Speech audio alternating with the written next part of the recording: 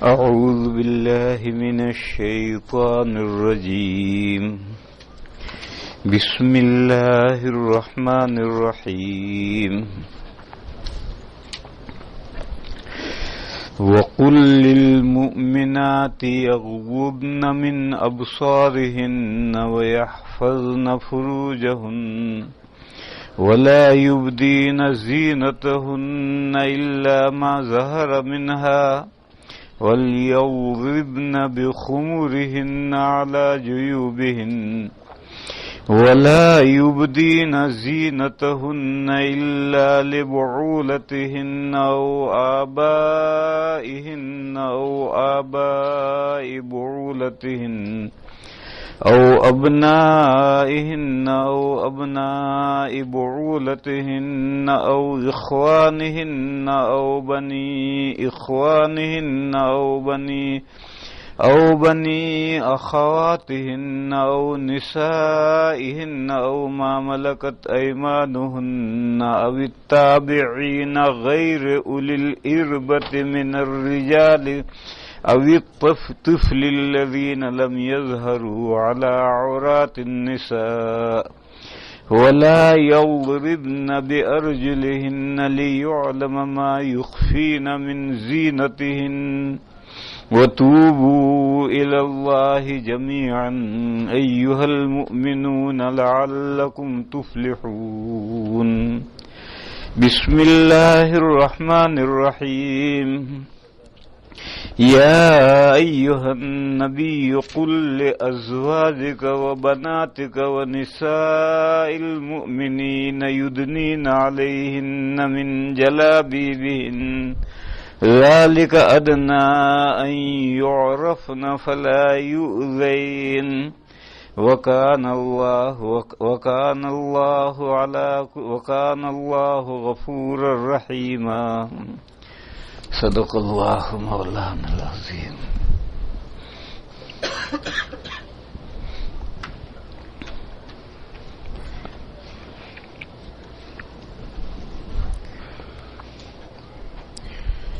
ایک مسئلے میں لوگوں میں غلط فہمی پائی جاتی ہے اور بڑے بڑے لوگوں میں غلط فہمی ہے. لوگ یہ سمجھتے ہیں کہ سورۃ النور میں حجاب کی پردے کی آیت ہے اور اس آیت میں چہرہ، ہتھیلیاں اور پیروں کو کھلا رکھنے کی اجازت دی گئی ہے. یہ غلط فہمی ہے. حجاب کی آیت سورہ نور میں نہیں ہے، حجاب کی آیت سورہ احزاب میں ہے. سورہ نور میں جو آیت کریمہ ہے اس میں تو یہ بیان ہے کہ آپ معاشرہ کو پاکیزہ رکھنا چاہتے ہیں زنا سے. اگر معاشرے کو زنا سے، برائی سے پاکیزہ رکھنا چاہتے ہیں تو پوری سورہ نور میں اصلاح معاشرہ کے احکام بیان کیے گئے ہیں. وہ صورت شروع ہوئی ہے یہاں سے کہ زانی اور زانیہ کی یہ سزا ہے 100 کوڑے مارو. یہاں سے سورت شروع ہوئی. پھر یہ مسئلہ آیا کہ زانی کو لڑکی مت دو، زانیہ سے کوئی نکاح نہ کرے، یہ بھی ایک سزا ہے. پھر اس کے بعد یہ ہے کہ اگر کوئی پاک دامن مسلمان عورت پر زنا کی تہمت لگائے تو 80 کوڑے مارو. 4 گواہوں سے زنا کی تہمت لگائے اور پھر زنا کو 4 گواہوں سے ثابت نہ کر سکے تو 80 کوڑے مارو. پھر یہ ہے کہ اگر کوئی مرد اپنی بیوی پر زنا کی تہمت لگائے اور 4 گواہوں سے ثابت نہ کرے تو لعان. پہلے شوہر 4 مرتبہ قسمیں کھا کر کہے کہ وہ سچا ہے، یعنی اس نے بیوی پر جو تہمت لگائی ہے زنا کی وہ سچی بات کہی ہے. پھر پانچویں مرتبہ وہ یہ کہے کہ اس پر اللہ کی لعنت اگر وہ جھوٹا ہو. پھر دوسرے نمبر پر عورت کھڑی ہو اور وہ 4 مرتبہ قسم کھا کر کے گواہی دے کہ شوہر جھوٹا ہے، اس نے جو تہمت لگائی وہ تہمت میں جھوٹا ہے، اور 5ویں مرتبہ یہ کہے کہ اس پر اللہ کا غضب ہو اگر شوہر سچا ہو. اس کا نام لعان ہے. جب قاضی کے سامنے یہ لعان ہو گیا تو قاضی نکاح ختم کر دے گا. اب یہ میاں بیوی نہیں رہ سکتے، اور شوہر کو 80 کوڑے بھی نہیں مارے جائیں گے، عورت کو زنا کی سزا بھی نہیں جاری کی جائے گی. دونوں کی سزا کے قائم مقام یہ لعان ہو گیا. پھر اس کے بعد یہ مضمون آیا کہ کسی پر زنا کی کا الزام لگایا جائے اور ثابت نہ کر سکے تو 80 کوڑے مارو. یہ تو سزا بہت زیادہ ہے. 2-4 تھپڑ مار کر کے بھگاؤ اس نالائق کو، تو 80 کوڑے. تو اس کے بعد پھر وہ واقعہ دوسرے رکوع میں وہ واقعہ آیا، حضرت عائشہ صدیقہ رضی اللہ تعالی عنہا پر زنا کی تہمت لگائی منافقین نے اور مومنین بھی اس میں شریک تھے. اب غور کرو تہمت کس پر لگ رہی ہے؟ حرم نبوی پر لگ رہی ہے، اور حرم نبوی میں بھی حضور کی سب سے زیادہ پیاری محبوبہ جو بیوی تھی اس پر تہمت لگ رہی زنا کی. اور 50 دن تک وہی نہیں آئی کہ یہ تہمت صحیح ہے یا غلط ہے، وہی آئی نہیں. اور سارا مدینہ پریشان ہو گیا. کچھ لوگ ہیں جو اس طرح کی باتیں کرتے ہیں، مخلصین مومنین ہیں، وہ پریشان ہیں.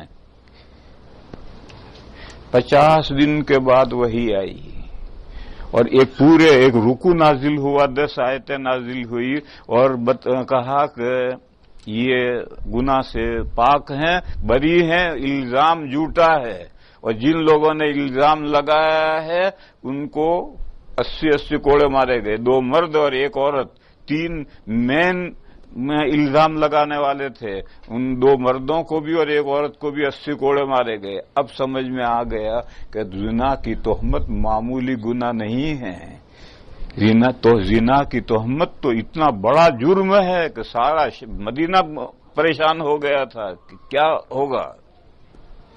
تو جو تہمت زنا کی سزا ہے اس کو قابل قبول بنانے کے لیے یہ حضرت عائشہ صدیقہ والا واقعہ ذکر کیا کہ تہمت زنا کی جو سزا 80 کوڑے اسے معمولی مت سمجھو، یہ زنا کی تہمت بڑا سنگین جرم ہے. پھر اس کے بعد میں ایک رکوع میں اسی سے متعلقہ مسائل ہیں. حضرت ابوبکر نے قسم کھا لی تھی کہ وہ 2 آدمی اور 1 عورت، ان میں ایک تھے حضرت ابوبکر کے بھانجے، اور انہوں نے حضرت ابوبکر کی صاحبزادی حضرت عائشہ پر تہمت لگائی تھی.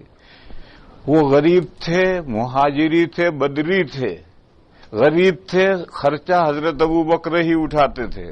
حضرت ابوبکر نے قسم کھا لی کہ میں اس کا خرچ نہیں برداشت کروں گا.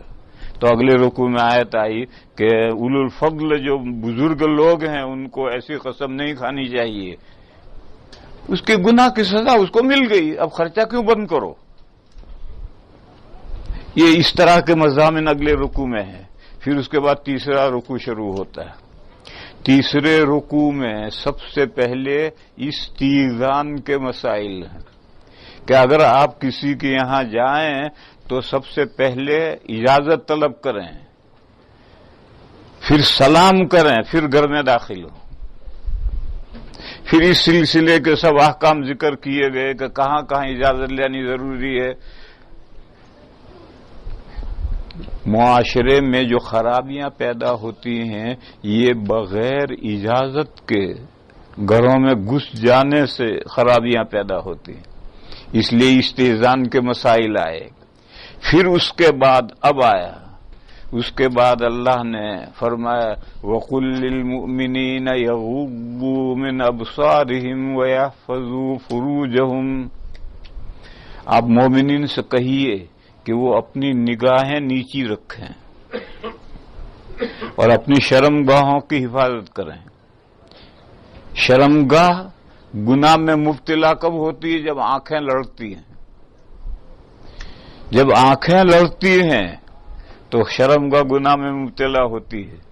اگر شرمگاہ کو گناہ سے بچانا ہے تو آنکھیں نیچی رکھو، آنکھیں مت لڑاؤ، آنکھ بھر کر مت دیکھو. حدیث شریف میں ہے کہ اگر اجنبی عورت پر اچانک آنکھ پڑ جائے تو فوراً آنکھ پھیر لو، پھر دوبارہ مت دیکھو. بس اگر اچانک آنکھ پڑ گئی اس میں کوئی گناہ نہیں، لیکن اچانک آنکھ پڑ گئی اس کے بعد پھر آپ فوراً آنکھ نہیں ہٹائی، دیکھتا رہا، اب گناہ. یا فوراً آنکھ ہٹا لی پھر دوبارہ دیکھا، اب گناہ. اچانک آنکھ نظر پڑ گئی، اس کو کیسے کوئی روکے گا؟ اچانک تو ہوتا ہی ہے. لیکن آگے پھر اختیاری معاملہ ہے. اچانک نظر پڑنے کے بعد دیکھتا ہی رہے یا نظر ہٹا کر دوبارہ دیکھے تو اب گناہ ہے. تو حدیث شریف میں فرمایا لکل اولا ولیس لکل آخرہ. پہلی جو نظر پڑی وہ تو معاف ہے، لیکن اس کے بعد اگر دوبارہ تو دیکھے گا وہ معاف نہیں. بہرحال پہلے مردوں کو حکم دیا کہ اپنی نگاہیں نیچی رکھو، آنکھ بھر کر مت دیکھو. فرمایا ذالک ازکا لہم، یہ چیز بہت ستھرائی ہے ان کے لیے، پاکیزگی ہے، گناہ سے بچنے کا یہی ذریعہ ہے. پھر اس کے بعد عورتوں کو خطاب کیا، فرمایا وَقُلْ لِلْمُؤْمِنَاتِ يَغْضُضْنَ مِنْ أَبْصَارِهِنَّ وَيَحْفَظْنَ فُرُوجَهُنَّ. جو مردوں کو حکم تھا وہی عورتوں کو حکم دیا. آپ مومن عورتوں سے کہیے کہ وہ اپنی نگاہیں نیچی رکھیں اور اپنی شرمگاہوں کی حفاظت کریں. مرد میں جو حکم تھا وہی عورتوں کا حکم ہے. مرد کی طرف سے جو گناہ کا سبب بنتا ہے وہی عورت کی طرف سے گناہ کا سبب بنتا ہے. بلکہ سورج جہاں سے شروع ہوئی ہے وہاں یہ آیت ہے الزانیۃ والزانی فجلدوا کل واحد منہما مئۃ جلدہ. زناکار عورت کا پہلے ذکر ہے، زناکار مرد اس کا نمبر 2 ذکر ہے. دونوں کو 100 کوڑے مارو. وہاں مفسرین نے یہ بحث کی ہے کہ عورتیں تو مردوں کے تابع ہیں. شریعت میں عورتیں تو مردوں کے تابع ہیں، اور اس آیت میں الزانیہ کا ذکر پہلے ہے، الزانی کا ذکر بعد میں ہے. ایسا کیوں ہے؟ تو مفسرین کرام نے کہا ہے عورت نہ چاہے تو مرد کچھ نہیں کر سکتا، اور عورت چاہے تو کیسا بھی مرد ہو اسے پھانس لے گی. پر زنا کا مین ریزن عورت بنتی ہے. یہ مفسرین نے لکھا ہے کہ زنا کا مین ریزن عورت بنتی ہے، اس لیے اس کا تذکرہ پہلے آیا زانیۃ والزانی. عورت نہ چاہے مرد کچھ نہیں کر سکتا، اور عورت چاہے تو مرد کو پھانس سکتی ہے. مین ریزن عورت کی طرف سے پایا جاتا ہے. یہ مفسرین کرام نے لکھا ہے، میں نہیں کہہ رہا. مفسرین کرام نے لکھا ہے کہ اس لیے الزانیۃ مقدم ہے. بس جو حکم مردوں کو دیا ہے وہی حکم عورتوں کو دیا. وَقُلْ لِلْمُؤْمِنَاتِ يَغُضُّوا مِنْ أَبْصَارِهِمْ وَيَحْفَظُوا فُرُوجَهُمْ. عورتوں سے کہیے کہ وہ اپنی نگاہیں نیچی رکھیں، نظر بھر کر نہ دیکھیں، اور اپنی شرمگاہوں کی حفاظت کریں. پھر فرمایا کہ وَلَا يُبْدِينَ زِينَتَهُنَّ إِلَّا مَا ظَهَرَ مِنْهَا. اور عورتیں اپنی بیوٹی نہ کھولیں، ظاہر نہ کریں. بیوٹی، عورت کا سارا جسم بیوٹیفل ہے. عورت کا سارا ہی جسم بیوٹیفل ہے. پھر اگر عورت نے کہیں کوئی زیور پہن رکھا ہے تو سونے پہ سہاگا، بیوٹی پر بیوٹی. اس لیے کہا کہ عورتیں اپنی بیوٹی نہ کھولیں، وَلَا يُبْدِينَ زِينَتَهُنَّ. ہاں وہ زینت جو عام طور پر کھلی رہتی ہی ہے، اس کو ہر وقت چھپانے میں حرج ہے. حدیث شریف میں شرح آئی الوجہ والکفین. ہر وقت جو بیوٹی، جو جسم کھلا رہتا ہی ہے، جس کو ہر وقت چھپائے رہنے میں بڑی تکلیف ہے، وہ چہرہ اور ہتھیلیاں، پہنچے تک 2 ہتھیلیاں. اور فقہائے کرام نے ٹخنوں کے نیچے پیروں کو اس کے ساتھ لاحق کیا. حدیث میں تو 2 ہی کا ذکر ہے، چہرہ اور ہتھیلیاں. یہ ہر وقت کھلا رکھتے ہیں، اس کو ہر وقت چھپائے رکھنا بڑا مشکل ہے. لہذا صرف یہ چہرہ کھلا رکھیں، ہتھیلیاں کھلی رکھیں اور ٹخنوں کے نیچے 2 پیر کھلے رکھیں. یہ فقہا نے بڑھایا. کہ فقہا نے کیوں بڑھایا؟ دیکھو بھینس میں اور ہم میں کیا فرق ہے. بھینس میں اور ہم میں فرق یہ ہے کہ بھینس 4 پیروں پر ٹیبل کی طرح بچھی ہوئی ہے. بھینس کی جو 4 پیر ہیں، یہ 4 پائے ہیں، اس کے اوپر ٹیبل کی طرح اس کا جسم بچھا ہوا ہے. ہمارا 2 پیر پر کھڑے ہیں اور ہم کھڑے ہو گئے، ہاتھ لٹک گئے، تو یہ ہمارے 2 پیر ہیں. بجائے بھینس کی طرح سے ہم نے یہ اگلے ہاتھ بھی لگا دیے اور ٹیبل کی طرح جسم بچھ گیا. ایسا نہیں بنایا ہمیں. مگر جیسے بھینس کے اگلے 2 پیر اور پچھلے 2 پیر ہیں، وہ اگلے 2 پیر 2 ہاتھ ہیں، پچھلے 2 پیر 2 پیر ہیں، بس اسی طرح سے یہ ہمارے 2 ہاتھ ہیں اور اس کے پیچھے 2 پیر ہیں، اور چاروں پیروں کا حکم ایک ہے. اور جب حدیث میں ہتھیلیاں مستثنا کی تو پیروں میں بھی ٹخنوں کے نیچے کا حصہ مستثنا ہو جائے گا. یہ بھی پیر ہیں، یہ بھی پیر ہیں.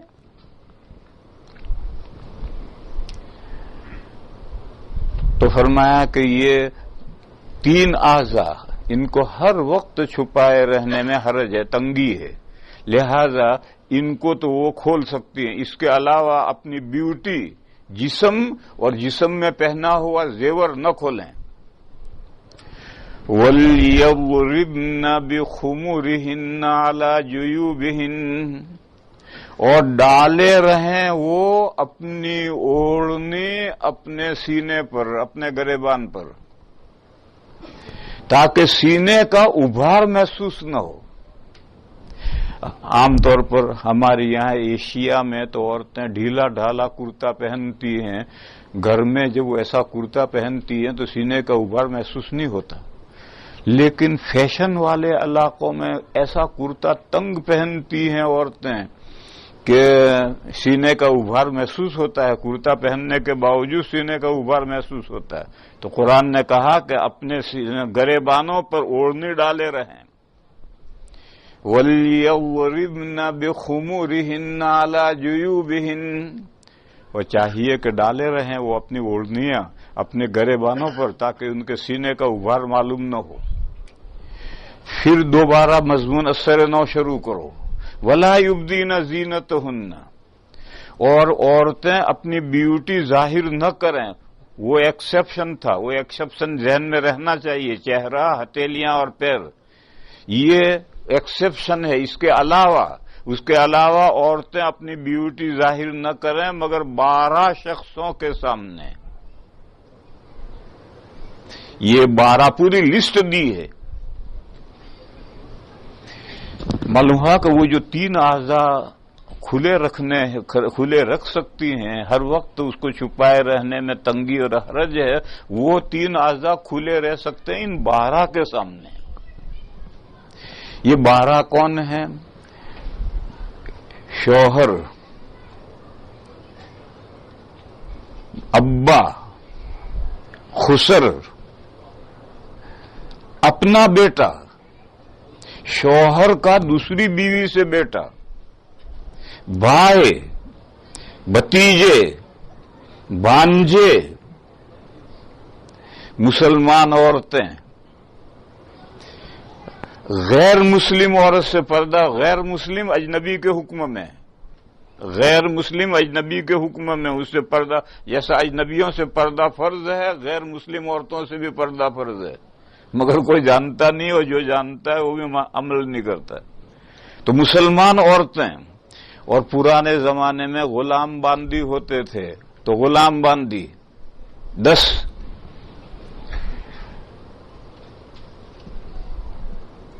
پہلوا نوکر، یہ پہلے ہوتا تھا، اب بھی ایشیا میں ہوتا ہے۔ بعض بڈھے، بہت بڑی عمر کے بڈھے کسی مالدار گھرانے کے یہاں آ کر کے پڑ جاتے تھے، وہیں کھائیں گے پیئیں گے پڑے رہیں گے، کام بتاؤ گے وہ کریں گے، تنخواہ ان کا کچھ نہیں۔ ان کو اردو میں کہتے ہیں ٹہلوا نوکر، اس کا کوئی مزدوری نہیں، بس وہ ایک غریب آدمی ہے، لیکن انتہائی بڈھا غریب آدمی ہے، بڈھا آدمی ہے، اور کسی مالدار فیملی کے گھر تابع بن گیا ہے، اور وہیں رہتا ہے، کھاتا ہے، پڑھتا ہے، جو کام بتاؤ وہ کرتا ہے۔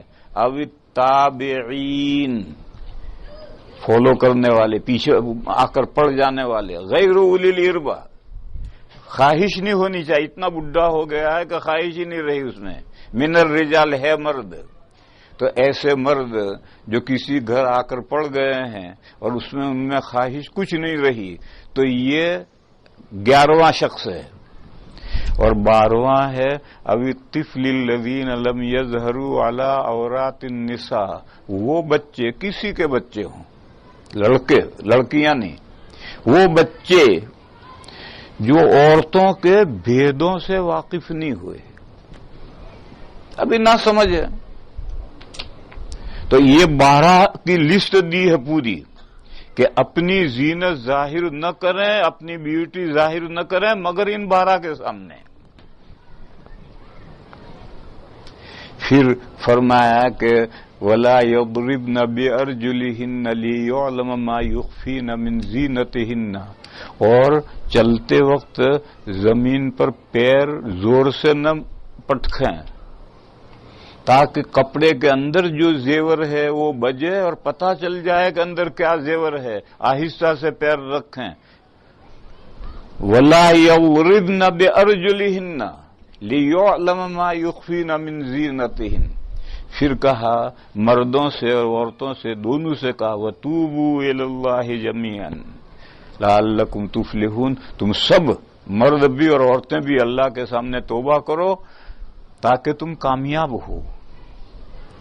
کیونکہ کتنا بھی احتیاط کی جائے تو کوتاہی تھوڑی بہت گناہ ہو ہی جاتا ہے، تو اللہ سے توبہ کرو۔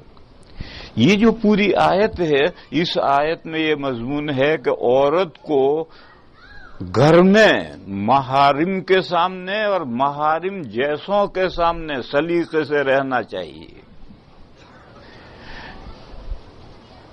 اور صرف چہرہ کھلا ہو سکتا ہے، ہتھیلیاں کھلی ہو سکتی ہیں اور پیر کھلے ہو سکتے ہیں، یہ کھلے رہیں گے کیونکہ ہر وقت گھر میں اسے محرم ہیں، 2-3 غیر محرم ہیں، مسلمان عورتیں، غلام باندی، ٹہلوا مزدور، بچے محلے کے جو ابھی عورتوں کے بھیدوں سے واقف نہیں ہوئے، ان کو بھی ان 8 کے ساتھ ملایا، اور یہ کہا کہ ان 12 کے سامنے عورت اپنی زینت کھول سکتی، اپنی بیوٹی کھول سکتی۔ کیوں؟ ان کے سامنے ہر وقت چہرہ، ہاتھ، پیر چھپائے رہنے میں تنگی ہے، اس لیے اسے کھلا رکھ سکتی ہے، لیکن ان کے سامنے بھی سینے کا ابھار ظاہر نہیں ہونا چاہیے۔ گریبان ڈالو، چلتے وقت پیر زور سے نہ پٹکے تاکہ کپڑے کے اندر جو زیور ہے اس کا پتہ چل جائے، ایسا نہ کرے۔ عورت سلیقے سے رہے، اور وہ حکم تو یاد رکھو، مرد بھی نگاہیں نیچی رکھیں، نظر بھر کر نہ دیکھیں، عورتیں بھی نگاہیں نیچی رکھیں، نظر بھر کر نہ دیکھیں، تو انشاءاللہ معاشرے میں کوئی فساد پیدا نہیں ہوگا۔ اور اگر ایسا نہیں ہوگا تو باپ بیٹی میں واقعات پیش آئیں گے، بھائی بہن میں واقعات پیش آئیں گے، داماد خسر میں واقعات داماد اور ساس میں واقعات پیش آئیں گے. داماد اور سالی تو ہے ہی نہیں محرم، ان کے واقعات پیش آئیں گے. اور ہم معاشرے میں سنتے رہتے ہیں اور اخباروں میں پڑھتے رہتے ہیں، یہ واقعات پیش آتے رہتے ہیں. کیوں پیش آتے ہیں؟ وہ یہ اسے نظر بھر کر دیکھتا ہے، وہ اسے نظر بھر کر کے دیکھتا ہے. اور چہرہ تو کھلا ہے، اور چہرہ ہی میں ساری بیوٹی ہے. جب چہرہ نظر بھر کر دیکھے گا تو فساد پیدا ہوگا. عورت بھائی کا چہرہ نظر بھر کر دیکھے گی تو فساد پیدا ہوگا. سینے کا ابھار نظر آئے گا تو فساد پیدا ہوگا.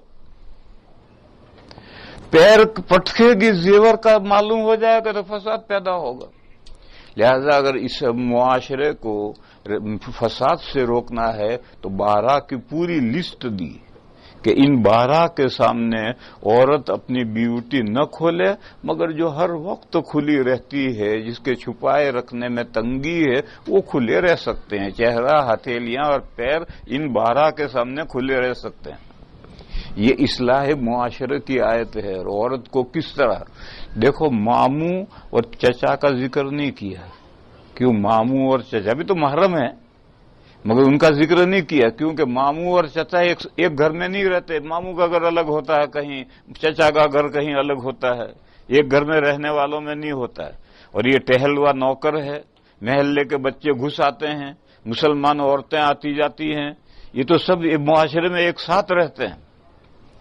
بس میرے بھائیوں سمجھ لو، عورت میں عشق آفریں چہرہ اور سینے کا ابھار ہے. یہی 2 عضو آگے عورت میں یہی 2 عضو ہیں جو عشق پیدا کرتے ہیں. کیونکہ چہرے میں ساری خوبیاں اکٹھا ہیں. اللہ نے 5 سورسز دیے ہیں نالج حاصل کرنے کے لیے.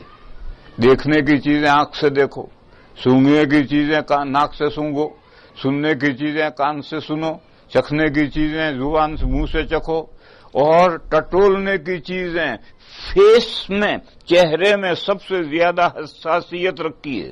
ہوا لگتے ہی پتہ چل جاتا ہے کہ گرم ہوا ہے ٹھنڈی ہوا ہے. یہی 5 سورسز ہیں جس سے علم حاصل کرتے ہیں. اور یہ 5 ذرائع اللہ نے چہرے میں جمع کیے ہیں. اس لیے چہرہ، اور چہرے میں خاص طور پر آنکھیں اور ہنسنا، دانت. ناک عشق آفری نہیں، لیکن آنکھیں لڑتی ہیں، اور دانت ہنسنے کا شاندار انداز ہو کسی کا تو اس پر بھی آدمی عاشق ہوتا ہے. تو ایک تو چہرہ عشق آفری ہے، اور ایک سینہ عشق آفری، سینے کا جو ابھار ہے. اور پیچھے جو ابھار ہے مردوں میں اور عورتوں میں، دونوں میں وہ عشق آفری ہیں. بس میرے بھائیوں، ہمارے جو نوجوان پتلون پہنتے ہیں اور پتلون پر بنیان پہنتے ہیں یا ٹی شرٹ پہنتے ہیں، کرتے میں دامن ہوتا ہی نہیں ہے، اور جسم کے پچھلے حصے کا ابھار صاف نظر آتا ہے. جس معاشرے میں نوجوان ایسے پتلون اور بنیان پہنیں گے، وہاں وہ خرابی، لیزبینیا یا کیا کہتے ہو تم لوگ، گے والی برائی وہاں لامحالہ پیدا ہوگی. بچا نہیں سکتے تم. جہاں نوجوان لڑکیاں اور نوجوان لڑکے پتلون پہنیں گے، اوپر بنیان پہنیں گے یا ٹی شرٹ پہنیں گے، تو وہاں لڑکوں میں گے کی بیماری آئے گی، اور لڑکیوں میں لیزبینیا کی بیماری آئے گی. یہ 2 بیماریاں لازماً آئیں گی. اور تم جس صوبے میں رہ رہے ہو، تم مجھ سے زیادہ اس حقیقت کو جانتے ہو. لہذا میرے بھائیوں، میں پتلون پہننے سے منع نہیں کرتا، شوق سے پہنو، مگر اس پر کرتا پہنو، آستین یہاں تک ہو، دامن گھٹنے سے نیچے تک ہو. اب پہنو. لنگی پہنتے ہیں، آخر لنگے میں اور پتلون میں کیا فرق ہے؟ لیکن اوپر کرتا پہنو. اور بڑے ایلڈر، نئی نسل کو، نیو جنریشن کو سمجھاؤ اور اگر نہیں سمجھاؤ گے تو معاشرہ خرابیوں میں مبتلا ہوگا. کیوں؟ جو پچھلے حصے کا جو ابھار ہے یہ بھی عشق آفری ہے، اس سے بھی عشق پیدا ہوتا ہے. دلیل حضرت معاویہ رضی اللہ تعالی عنہ نے جب حضرت حسن رضی اللہ عنہ سے صلح کی اور حضرت معاویہ خلیفہ بن گئے تو ملک کی میجورٹی ان کے خلاف تھی. ان کی پارٹی چھوٹی تھی، حضرت حسن کی پارٹی بڑی تھی. حضرت حسن کی پارٹی نہیں چاہتی تھی کہ حضرت حسن صلح کریں اور حکومت سے دستبردار ہو جائیں، مگر حضرت حسن دستبردار ہو گئے تاکہ مسلمانوں کا خون نہ بہے. اب حضرت امیر معاویہ خلیفہ بن گئے. اب پبلک مخالف، اس مخالف پبلک کے اوپر 20 سال حکومت کی ہے حضرت معاویہ نے اور کوئی خلفشار نہیں ہونے دیے. یہ حضرت معاویہ کی بردباری تھی، اتنی نرم اور اتنی بردباری اور اتنی سمجھداری سے حکومت کی 20 سال تک اور کوئی خلفشار نہیں ہونے دیے. اور عجیب عجیب بدتمیزیاں لوگوں نے کی ہیں، سب کو پی جاتے تھے. ایک مرتبہ بھری مجلس میں کسی نے حضرت معاویہ سے کہا آپ کی ماں کے سرین بڑے تھے. بھری مجلس میں امیر المومنین ہیں، بھری مجلس میں ایک مخالف کہہ رہا ہے کہ آپ کی ماں کی سرین بڑے بڑے سرین تھے. تو حضرت معاویہ نے بڑی سنجیدگی سے جواب دیا کہ میرے ابا کو میری امی کی یہی چیز پسند تھی. اللہ غنی، وہ اپنا منہ لے کر رہ گیا کہ میرے ابا کو میری امی کی یہی چیز پسند تھی. مجھے تو اس قصے میں کیا سنانا ہے کہ یہ جو جسم کا پیچھے کا ابھار ہے، خواہ مرد کا ہو خواہ عورت کا ہو، یہ بھی عشق آفری ہے. بس ان کا لباس میں ان کا خیال رکھنا ہے کہ مرد کا پیچھے کا ابھار ظاہر نہ ہو، عورت کا بھی پیچھے کا ابھار ظاہر نہ ہو. اگر معاشرے میں بھائی بہن باپ بیٹے چچا بھتیجیاں یہ سب ہوگا تو سب معاشرے میں فساد لامحالہ پیدا ہوگا.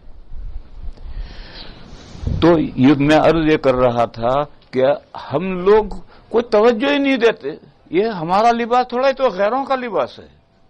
اور ٹی وی اور کیبل یہ مصیبت بن گئے ہمارے لیے، اور ہمارے نوجوان ہماری لڑکیاں اور ہمارے لڑکے وہ لباس پہننے لگے اور باپ دیکھ رہا ہے، ماں دیکھ رہی ہے، کچھ بولتی نہیں، نہ سمجھاتی ہے، نہ کچھ کرتی ہے.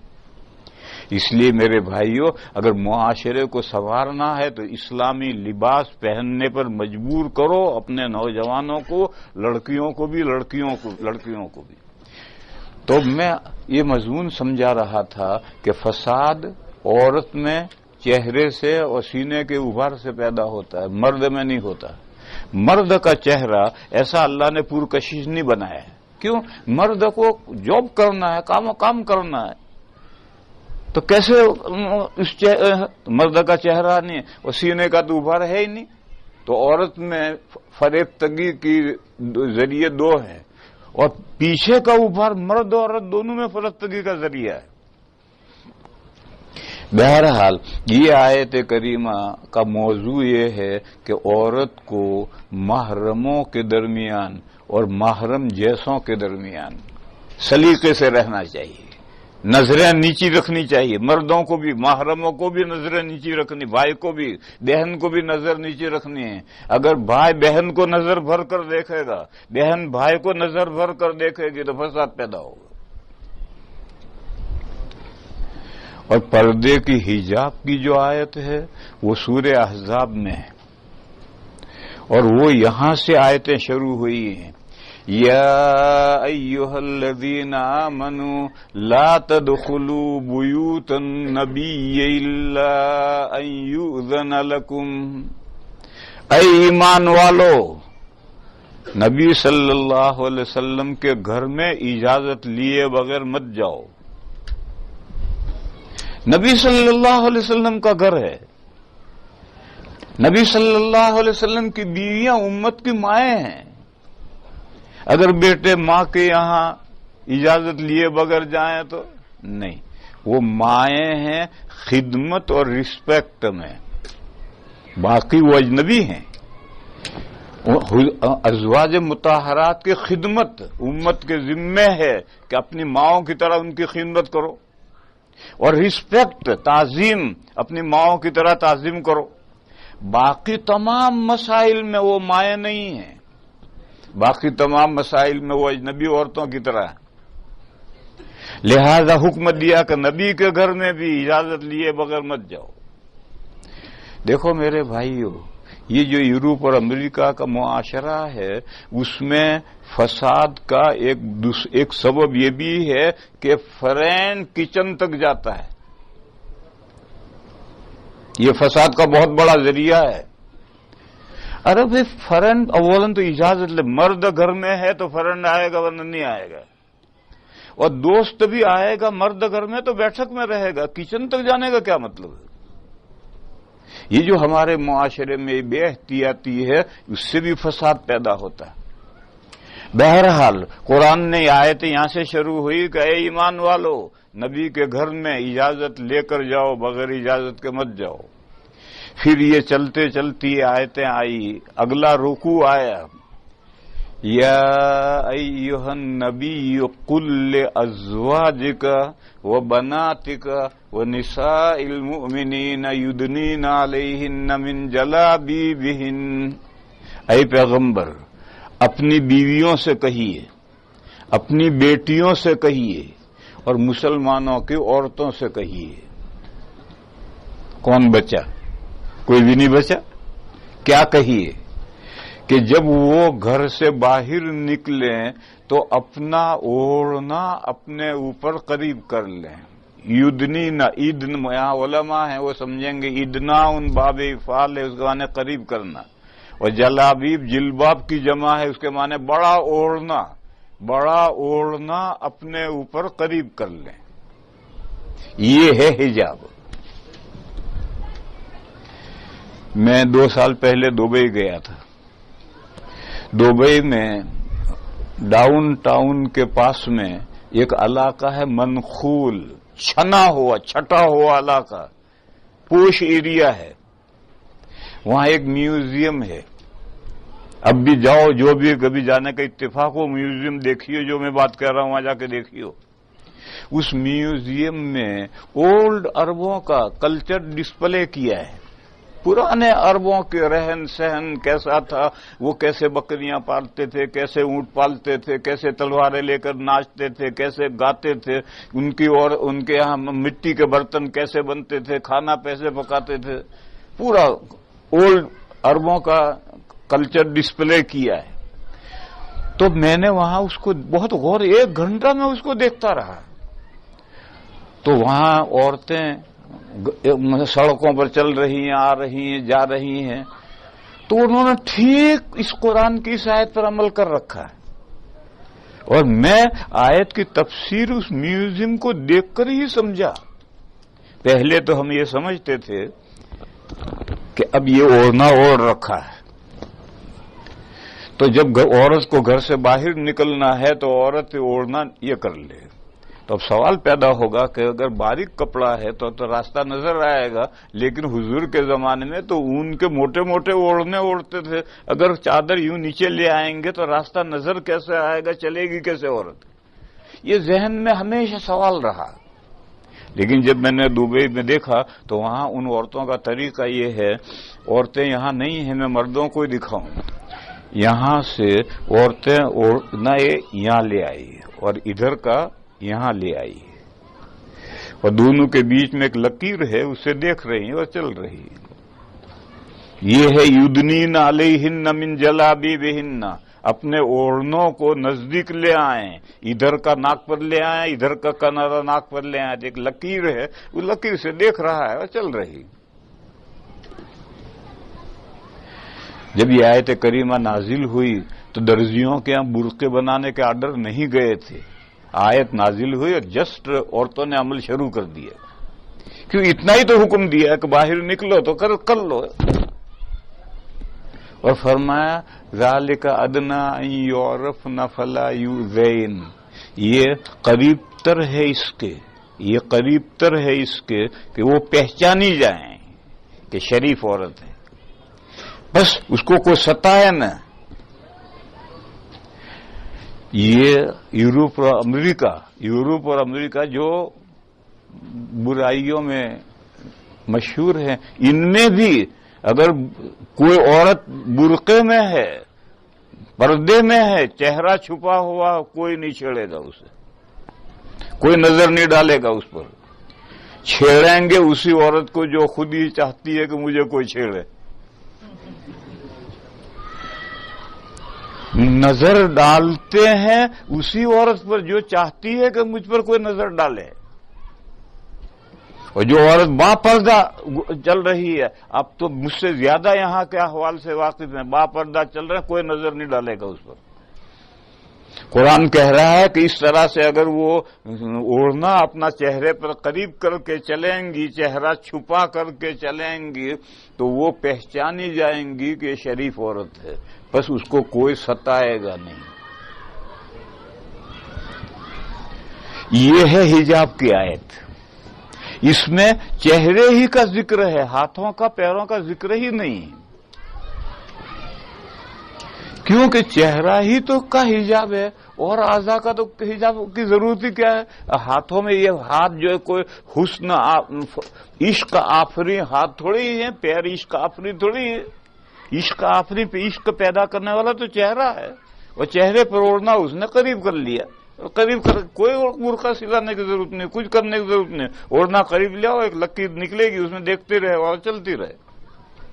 یہ میں نے دیکھا دبئی میں منخول میں میوزیم ہے، اس میں اولڈ عربوں کا کلچر ڈسپلے کیا گیا ہے۔ آپ لوگوں میں سے جب کوئی جائے تو وہاں دیکھے کہ پرانی عرب عورتوں کا پردہ اس طرح ہوتا تھا۔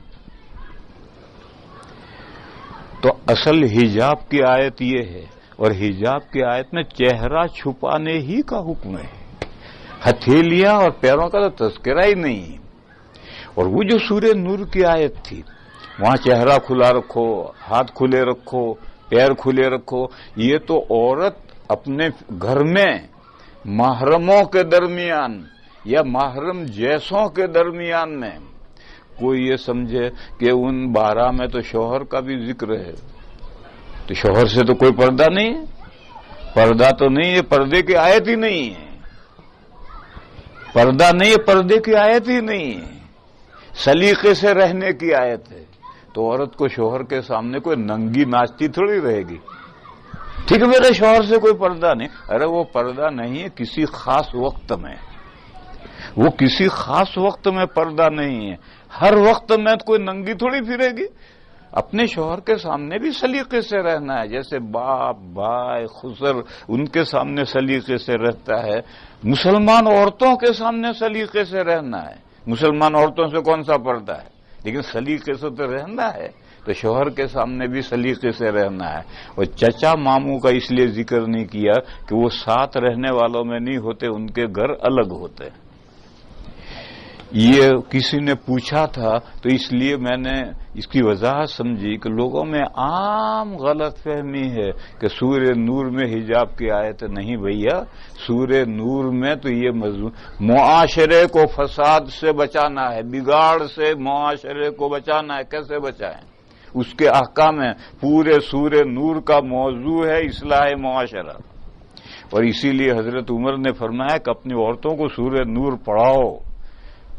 مرد تو پڑھتے ہی ہیں، نہیں پڑھیں گے تو مرد تو اہل لسان ہیں، تو امام نماز میں سورہ نور پڑھے گا، لوگ سنیں گے، اور عورتیں تو بیچاری گھر میں نماز پڑھتی ہیں، وہ کہاں سنیں گی؟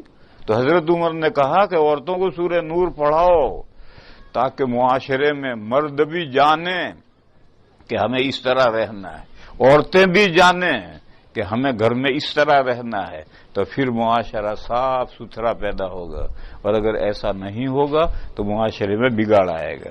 اور حجاب کی آیت سورہ احزاب میں ہے، یہاں نہیں۔ جو لوگ اس کو حجاب کی آیت سمجھتے ہیں وہ غلط فہمی کا شکار ہے۔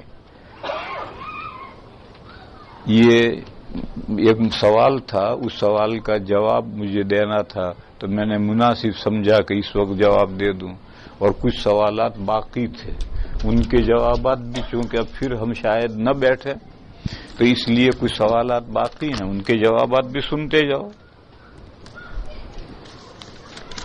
قرآن میں بیان کیا گیا ہے کہ مردوں کو عورتوں پر ایک درجہ فضیلت حاصل ہے چونکہ وہ ان پر اپنا مال خرچ کرتے ہیں۔ غلط، چونکہ غلط ہے، چونکہ وہ عورتوں پر مال خرچ کرتے ہیں اس لیے ان کو ایک درجہ فضیلت حاصل ہے، یہ دو جوڑ دیا، یہ غلط ہے۔ قرآن کریم میں سورہ بقرہ میں آیت ہے وَلَهُنَّ وَلِلرِّجَالِ عَلَيْهِنَّ دَرَجَةٌ، اور مردوں کے لیے عورتوں پر ایک درجہ ہے، یعنی مردوں کو عورتوں پر فوقیت حاصل ہے۔ وہاں کوئی وجہ نہیں بیان کی، بس یہ کہا وَلِلرِّجَالِ عَلَيْهِنَّ دَرَجَةٌ۔ اور سورہ نساء میں جو آیت ہے جس کو اس نے غلط سمجھا ہے وہ یہ ہے الرجال قوامون علی النساء، مرد عورتوں پر بالا دست ہیں۔ دست جانتے ہو، ہاتھ بالا اوپر، اور مردوں کا ہاتھ عورتوں کے ہاتھ کے اوپر ہے۔ الرجال قوامون علی النساء، مرد عورتوں پر بالا دست ہیں۔ کیوں؟ دو وجہ۔ پہلی وجہ یہ ہے کہ اللہ نے مرد اور عورت کو ایسا ہی بنایا ہے۔ الرجال قوامون علی النساء بما فضل اللہ بعضهم علی بعض، اللہ نے دونوں کو ایسا ہی بنایا ہے۔ آپ کہیں کہ یہ آنکھیں یہاں کیوں لگائی، یہاں کیوں نہیں لگائی، تو فطرت میں آپ کو دخل دینے کا حق نہیں ہے۔ آپ یہ کہیں کہ ناک یہاں کیوں لگائی، یہاں پیچھے کیوں نہیں لگائی، تو آپ کو ایسا کہنے کا حق نہیں۔ آپ کہیں کہ کان یہاں کیوں لگائی، یہاں دونوں کان کیوں نہیں رکھے، فطرت میں آپ کو دخل دینے کا حق نہیں ہے۔ بھینس کو 4 پیروں پر اس کا جسم بچھا دیا ٹیبل کی طرح، اور مرد جو 2 پیروں پر کھڑا ہے تو کھڑا ہو گیا، 2 پیر اگلے 2 پیر لٹکا دیا، ایسا کیوں؟ اس میں آپ کو دخل دینے کا حق نہیں ہے۔ یہ اللہ کی تخلیق ہے، اللہ جس مخلوق کو جیسا بنائے، تم کون ہوتے ہو دخل دینے کے؟ اور دخل دو گے تو جب سر پہ بجے گا تب تمہیں عقل آئے گی۔ ایک بڑے عقل مند صاحب جا رہے تھے گرمی کے دنوں میں، چلتے چلتے تھک کر ایک آم کے درخت کے نیچے رکے اور لیٹ گئے تو دیکھا کہ اوپر آم لگ رہے ہیں اتنے اتنے اتنے اتنے، اور قریب میں کھیت تھا، تربوز کی بیلیں تھی، اس پہ اتنے بڑے بڑے تربوز لگ رہے تھے۔ تو وہ لیٹے لیٹے سوچ رہے کہ اللہ میاں بھی الیاذ باللہ خاکم بدہن، اللہ میاں بھی کیسے بے وقوف ہیں، اتنے بڑے درخت کو اتنا اتنا پھل دے رکھا ہے، اور یہ تربوز کی کمزور ناتواں بیل اس کو اتنے بڑے بڑے پھل اٹھوائے ہیں۔ یہ سوچ رہے تھے، اوپر سے ایک آم ٹوٹا اور ٹن دے کے ماتھے پر لگا، تو اٹھ کر بیٹھ گئے کہ اللہ میں عقل مند ہے، کیونکہ یہ تربوز وہاں ہوتا تو کچمبر نکل جاتا سر کا۔ بہرحال اللہ کی تخلیق میں کسی کو دخل دینے کی اجازت نہیں ہے، اللہ نے جس مخلوق کو جیسا چاہا ایسا بنا ہے، تم وائے والے کون ہوتے؟ تو فرمایا کہ اللہ نے مرد اور عورتوں کو بنایا ہی ایسا ہے کہ نیچے ہاتھ عورت کا رہے، اوپر ہاتھ مرد کا رہے۔ الرجال قوامون علی النساء، مرد عورتوں پر بالا دست ہیں۔ میرے بھائیو سنو، اگر دونوں ہاتھ ایکول ہوں گے وہ گھر نبھے گا، اور نبھے گا تو جہنم کا نمونہ ہوگا۔ اگر مرد اور عورت کے دونوں کے حال ایکول ہیں وہ گھر نہیں نبھے گا، اور اگر کسی طرح سے اسے نبھاتے رہو گے تو جہنم کا نمونہ وہ گھر ہوگا۔ فیملی لائف کا اگر تم سکون چاہتے ہو تو ایک ہاتھ اوپر کرو، ایک نیچے کرو، اب گھر شاندار نبھے گا۔ اب کس کا ہاتھ اوپر کرنا، کس کا ہاتھ نیچے کرنا، انسانوں کی میجورٹی اور عورتوں کی میجورٹی اللہ نے اس طرح پیدا کی ہے کہ مرد کا ہاتھ اوپر بالا دست رہے اور عورت کا ہاتھ زیر دست رہے. اسی طرح کی نیچر بنایا ہے دونوں کا. ہاں، کوئی مرد ایسا ہو سکتا ہے بے وقوف، اور کوئی عورت ایسی ہو سکتی ہے سیانی، تو پھر مرد اپنا ہاتھ نیچے کر دے، عورت کا ہاتھ اوپر کر دے تو ابھی گھر نبھے گا. کوئی مرد بے وقوف ہے اور وہ اپنا ہاتھ نیچے کر دے، عورت بڑی سمجھدار ہے ہاتھ اوپر کر لے تو ابھی نبھے گا. لیکن اگر دونوں ہاتھ اکول ہوں گے گھر نہیں نبھے گا، ٹوٹ جائے گا، اور نہیں ٹوٹے گا تو جہنم کا نمونہ ہوگا. فیملی زندگی کا سکون آپ دیکھتے نہیں، غیروں میں دیکھتے نہیں. غیروں میں دونوں ہاتھ اکول ہیں تو کہاں تک پہنچے ہیں وہ؟ شادی نہیں، ویسے ہی رہو، بچے پیدا کرو، مرد کرنے لگے، عورتیں کرنے لگی. یہ جو جہاں تک گھروں کا معاشرہ پہنچا ہے وہ نتیجہ ہے دونوں ہاتھوں کو اکول کرنے کا. گھر نپتا نہیں ہے تو شادی کرتے ہی نہیں، بغیر شادی. اسلام میں تو اس کی گنجائش نہیں. اور گھر کی راحت اور چین اس میں مضمر ہے کہ ایک ہاتھ اوپر ہو ایک نیچے ہو. اگر عورت کا ہاتھ اوپر، مرد بے وقوف ہے، اس نے مان لیا کہ میں جو بیوی کہے گی وہ کروں گا تو گھر نبھے گا. لیکن میجورٹی مردوں کی اور میجورٹی عورتوں کی اللہ نے ایسی بنائی ہے، دونوں کا نیچر ایسا بنایا ہے کہ مرد کا ہاتھ اوپر رہے گا، عورتوں کا ہاتھ نیچے رہے گا تو گھر نبھے گا. وہ گھر جنت کا نمونہ ہوگا. تو کہا الرجال قوامون علی النساء، مرد عورتوں پر بالادست ہیں. کیوں؟ بما فضل اللہ بعضهم علی بعض، بئی وجہ کہ اللہ نے بعض کو بعض پر ترجیح دی ہے. بس اللہ کی تخلیق میں تم کون دخل دینے والے ہوتے ہو کہ اللہ نے اس کا برعکس کیوں نہیں کیا؟ اللہ کی جیسی حکمت ایسا انہوں نے کیا. تو مرد کے بالادستی کی ایک وجہ یہ ہے کہ اللہ نے مردوں کو عورتوں کو پیدا ہی ایسا کیا ہے. واو ہے وہ بما انفقوا من اموالہم. اور دوسری وجہ یہ ہے کہ عورتوں کے خرچے کے کفیل ذمہ دار مرد ہے. بس مرد کا عورت پر احسان ہے. اور الانسان عبد الاحسان، انسان احسان کا غلام ہوتا ہے. تو جب شریعت اسلامیہ میں سارا عورت کا خرچہ مرد کے ذمے ہے تو اب بالادستی عورت کی کیسے ہو جائے گی؟ تو ممنون احسان ہے تو بالادستی مرد ہی کی ہوگی. تو یہ اور مرد کی بالادستی کی دوسری وجہ ہے. اور پہلی وجہ تو یہ ہے کہ اللہ نے دونوں کا نیچر ہی ایسا بنایا ہے کہ مرد بالادست رہے عورت زیر دست رہے تو فیملی لائف پروان چڑھے گی، ورنہ فیملی لائف خراب ہو جائے گی. بس یہ جو کہہ رہا کہ چونکہ یہ غلط ہے. حدیث میں بیان کیا گیا ہے کہ اس عورت پر فرشتے رات بھر لعنت بھیجتے ہیں جس نے اپنے شوہر کی خواہش پوری نہیں کی. یہ حدیث ہے، مگر یہ ایک ہاتھ ہے، ایک ہاتھ سے تالی نہیں پڑتی، تالی دو ہاتھ سے بجتی. جہاں مشکات میں یہ حدیث آئی ہے، مشکات کے شارح ہیں ملا علی قاری رحمہ اللہ، بڑے عالم ہیں. انہوں نے مرقات المفاتیح میں لکھا ہے کہ یہ جو ہے اس وقت ہے جب شوہر ناراض ہو عورت کی نافرمانی کی وجہ سے.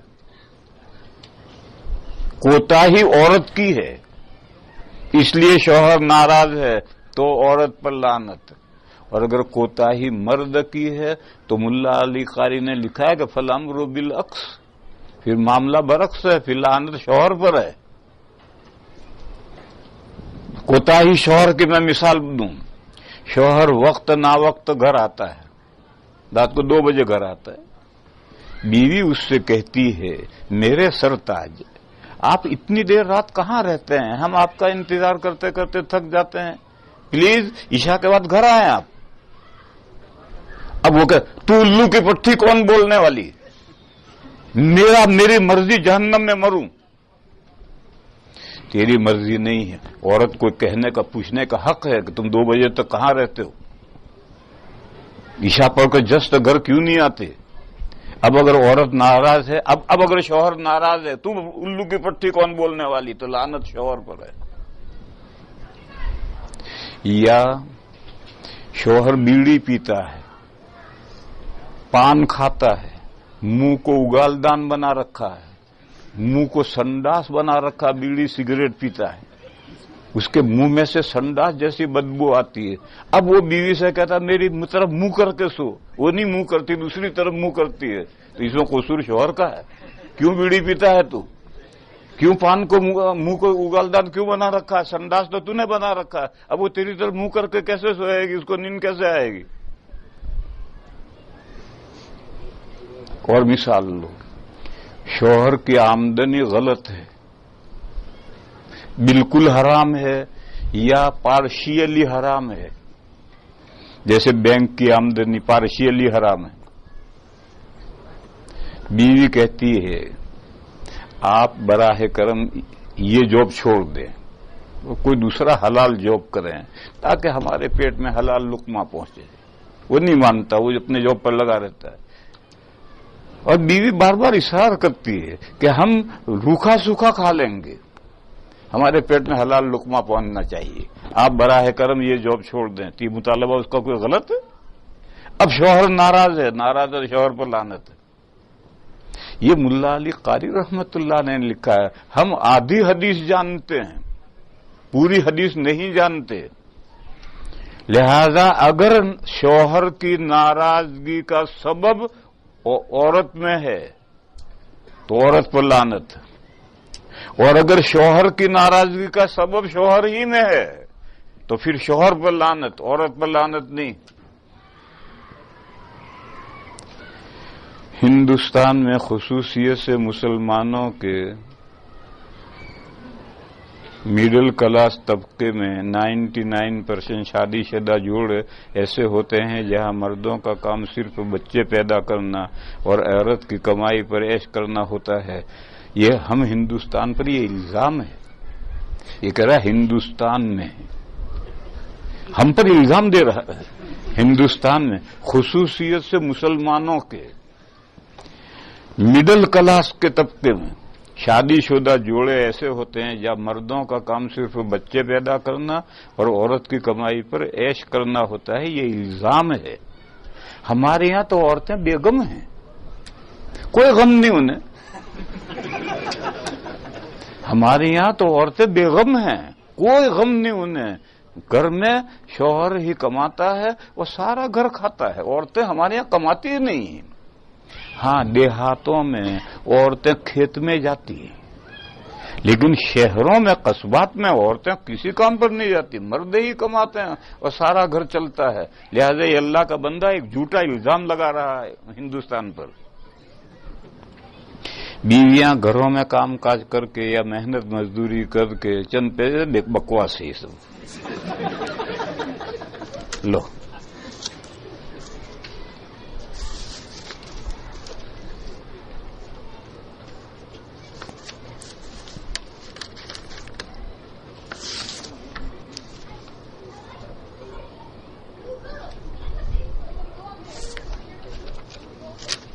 یہ سب ایک ہی آدمی کے سوال ہیں، وہ اسی طرح کے سب بکواس کرتا چلا جا رہا ہے. میرے پاس اتنا فضول ٹائم نہیں ہے کہ میں اس کے ساتھ دماغ کھپاؤں. میرے ماں باپ اور ان کی نسل اس طرح کا جو الجھا ہوا مائنڈ رکھتا ہے،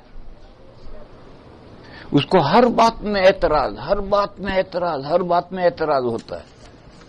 اس طرح کا جو الجھا ہوا مائنڈ رکھتا ہے، جس کو ہر بات میں اعتراض ہوتا ہے، اس کا علاج حضرت تھانوی قدسہ سرہ اس طرح کرتے تھے کہ ایسا خط بھیجے تو حضرت جواب لکھتے تھے یہاں آؤ اور 3 دن میری مجلس میں خاموش بیٹھو.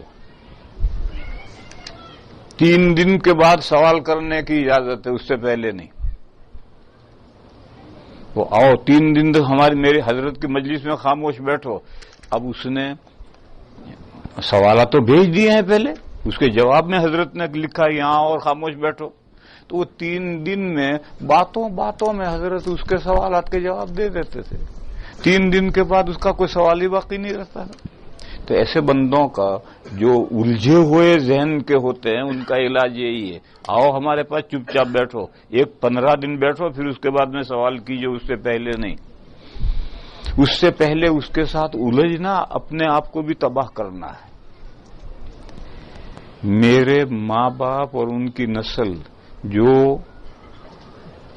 اور داماد کی دین دنیا اور آخرت بغیر دعا کی گزارش ہے. یہ تو دعا کی گزارش ہے.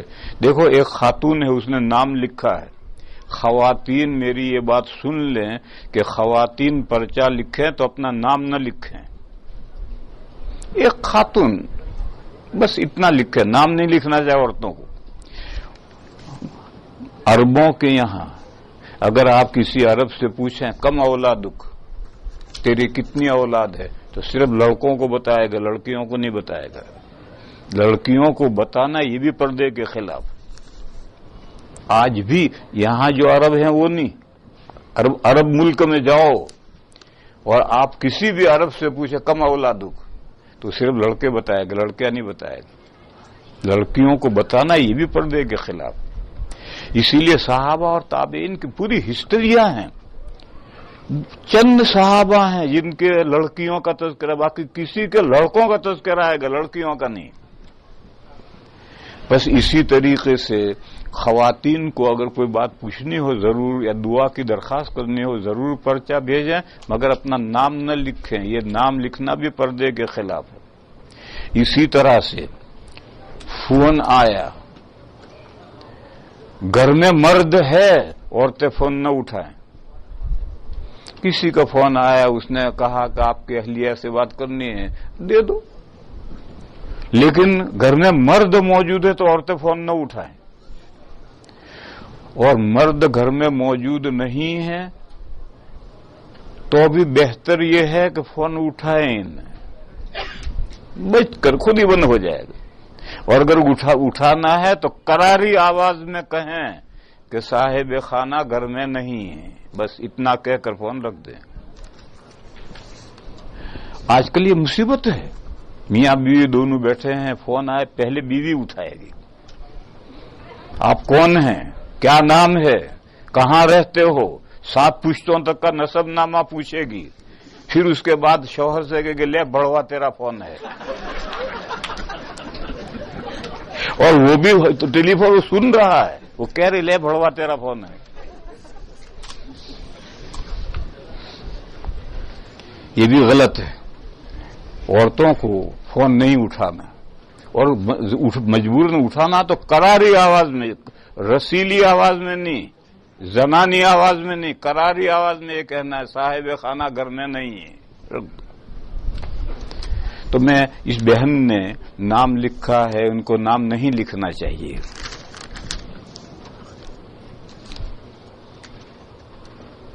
یہ تو ہو گیا تھا سب، یہ تو سب ہو گیا تھا. بھائی اب درود شریف پڑھو، دعا کریں گے. مجھے صبح آگے سفر کرنا ہے. 2-3 دن کی جو تعلقات تھے، آپس کے بیٹھے باتیں کی، تو اللہ تعالی آپ حضرات کو خوش رکھے، آپ حضرات کو پکا سچا پکا مسلمان بنائے، اور اس ملک میں اسلام کی نمائندگی کرنے والا بنائے. زندہ رہے، صحت رہی، پھر کبھی ملیں گے، نہیں تو یہ آخری ملاقات ہی سمجھنی چاہیے. صبح سفر کرنا ہے، لہذا درود شریف پڑھو، دعا کریں.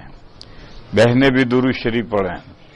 اللہم صلی وسلم وبارک علی سیدنا و مولانا محمد وعلی آل سیدنا و مولانا محمد بعدد من صلی وسلم. ربنا آتنا فی الدنیا حسنة وفی الآخرة حسنة وقنا عذاب النار. اللہم انا نسألک الہدى والتقى والعفاف والغنى. ربنا آتنا فی الدنیا حسنۃ وفی الآخرۃ حسنۃ وقنا عذاب النار۔ یا الہ العالمین ہماری نیکیوں کو قبول فرما، یا اللہ ہماری حسنات میں برکت پیدا فرما، اے میرے مولا ہماری کوتاہیوں سے درگزر فرما، یا اللہ اس مسجد کو قبول فرما، اس مسجد کے نمازیوں کو قبول فرما، یا اللہ اس مجلس میں جو مرد اور جو بہنیں ہیں شریک ہیں میرے مولا ان کے دلوں میں جو نیک ارمان ہیں آرزویں ہیں وہ سب پوری فرمائیں، یا اللہ ہم میں جو بیمار ہیں انہیں شفاء کاملہ عطا فرما، جو کسی ٹینشن میں افکار و ہموم میں ہے میرے مولا سب کی پریشانیاں دور فرما، یا اللہ ہماری مغفرت فرما، ہمارے ماں باپ کی مغفرت فرما، تمام ہمارے رشتہ داروں کی مغفرت فرما اور تمام مسلمان مردوں کی اور مسلمان عورتوں کی مغفرت فرما، یا الہ العالمین یہ ماہ مبارک چل رہا ہے، اس مبارک مہینے کے اندر ہمیں زیادہ سے زیادہ عبادتوں کی توفیق عطا فرما، یا اللہ اس مسجد میں جو اعتکاف میں بیٹھے ہیں اور دوسری مسجدوں میں جو لوگ معتکفین ہیں ان کے اس اعتکاف کو قبول فرما، یا اللہ ہمیں دنیا میں بھی بھلائیاں عطا فرما، آخرت میں بھی بھلائیاں عطا فرما اور جہنم کے عذاب سے ہماری حفاظت فرما، یا اللہ اس ملک کے تمام انسانوں کو دین حق قبول کرنے کی توفیق عطا فرما، اور اے اللہ ہم کو ذریعہ بنا کہ ہم اسلام کو ان تک پہنچائیں اور ان کو دین اسلام قبول کرنے کی توفیق عطا فرما، یا اللہ ہماری دعاؤں کو اپنے فضل و کرم سے قبول فرما۔ سبحان ربک رب العزت عما یصفون وسلام علی المرسلین والحمد للہ۔